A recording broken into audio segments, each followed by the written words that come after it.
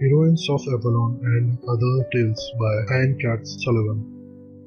Heroines of Avalon and other tales एक ऐसी रहस्यमय और शीर्षक कथा संग्रह है जो आपको नारी शक्ति के एक ऐसे संसार में ले जाती है जहां गाथाएं सिर्फ कल्पनाएं नहीं, आत्मा की पुकार बन जाती हैं।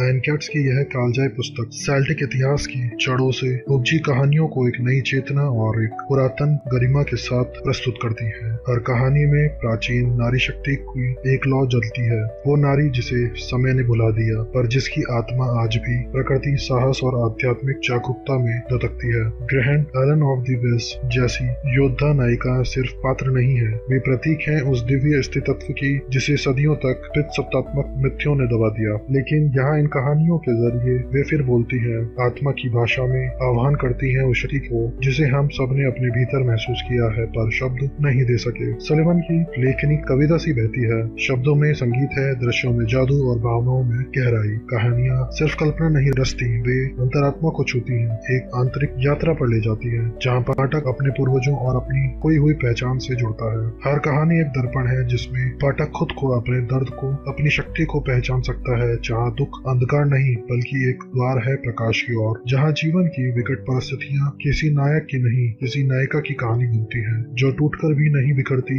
जो खोकर भी पा जाती है। इस किताब की सबसे अनूठी बात यह है कि इसे आप सिर्फ कहानी की तरह नहीं बल्कि एक आध्यात्मिक अनुभव की तरह भी पढ़ सकते हैं। सिल्वन की समझदारी और उसका पौराणिक ज्ञान गहराई से स्पष्ट है लेकिन कभी बोझिल नहीं होता। चाहे आप पुराणों के जानकार हो या एक साधारण पाठक, यह किताब आपको उसी आत्मीयता से गले लगाती है। अगर आपको जोसेफ कैंपबेल की हीरोज जर्नी पसंद है तो यह किताब उसका स्त्री संस्करण है जहाँ वीरता की परिभाषा सिर्फ युद्ध नहीं बल्कि चेतना, करुणा और उपचार है। हीरोइंस ऑफ एवेलोन सिर्फ मिथकों की नहीं, आत्मा की कहानी है जो कहती है तुम अकेली नहीं हो, तुम्हारे भीतर भी एक नायिका है। तो अगर आप ऐसी कहानियां पढ़ना चाहते हैं जो दिल को छू ले, चेतना को जगा दे और नारी शक्ति को सम्मान दे तो इस किताब को जरूर पढ़ें। यह सिर्फ एक किताब नहीं, एक आत्मीय यात्रा है और अपने खाली समय का आनंद उठाइए।